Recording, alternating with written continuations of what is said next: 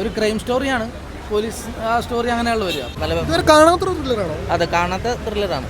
അത് ഇപ്പോൾ നവ്യ നായരുടെ ഒരു പോലീസ് വേഷം നന്നായിട്ടുണ്ട്. പിന്നെ ഒരു ക്രൈം സ്റ്റോറിയാണ്.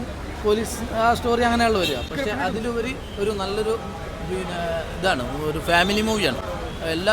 ഒരു ഫാമിലിക്ക് കയറി കാണാൻ പറ്റിയ നല്ല അടിപൊളി മൂവി.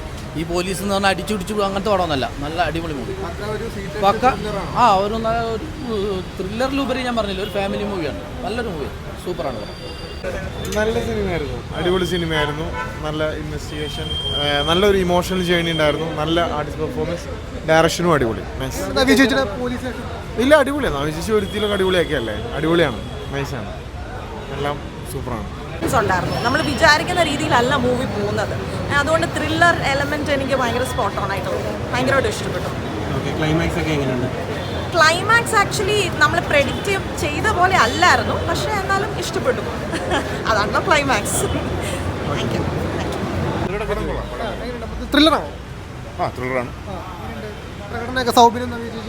സൗബിൻ നമുക്കറിയാലോ, സൗബിൻ, നവ്യ എല്ലാവരും നല്ലപോലെ പെർഫോം ചെയ്യുന്ന ആർട്ടിസ്റ്റാണ്, പെർഫോം ചെയ്തിട്ടുണ്ട്. ത്രില്ലിംഗ് ആയിട്ട് കണ്ടിരിക്കാൻ ത്രില്ലറാണ്, എല്ലാം ഉണ്ട്.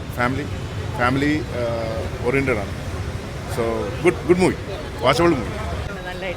ത്രില്ലിംഗ് ആണോ? ത്രില്ലിങ്ങിനെക്കാളും എല്ലാം ഉണ്ട്, എല്ലാ എലിമെൻസും ഉണ്ട് അതിനകത്ത്. ഇമോഷൻസ് ഉണ്ട്, ഡ്രാമയുണ്ട്, അതുപോലെ ത്രില്ലിംഗ് എലിമെൻസ് ഉണ്ട്, ഇൻവെസ്റ്റിഗേഷൻ ഉണ്ട്. എല്ലാം ഭംഗിയായിട്ടുണ്ട്, നല്ല വൃത്തിയായിട്ട് ഉണ്ടാക്കിയിരിക്കുന്ന സിനിമയാണ്. നല്ല സിനിമയായിരുന്നു. ത്രില്ലിംഗ് ആണ്, ഇമോഷണലാണ്, ഫാമിലി ആയിട്ട് നമുക്ക് ഒരു ഫാമിലി ഇമോഷണൽ പരിപാടീസൊക്കെ നന്നായിട്ടുണ്ട്. നല്ല രസമുണ്ടായിരുന്നു. സൗബിൻക്ക്, നവി ചേച്ചി, മാൻ, എല്ലാവരും നന്നായിട്ട് ചെയ്തു. Thank you. ത്രില്ലറാണോ? ത്രില്ലറാണ്, ക്രൈം ത്രില്ലറാണ്. മൊത്തത്തിൽ കൊള്ളാം, അടിപൊളി. നല്ല കാണാത്ത ത്രില്ലറാണോ? അത് കാണാത്ത ത്രില്ലറാണ്.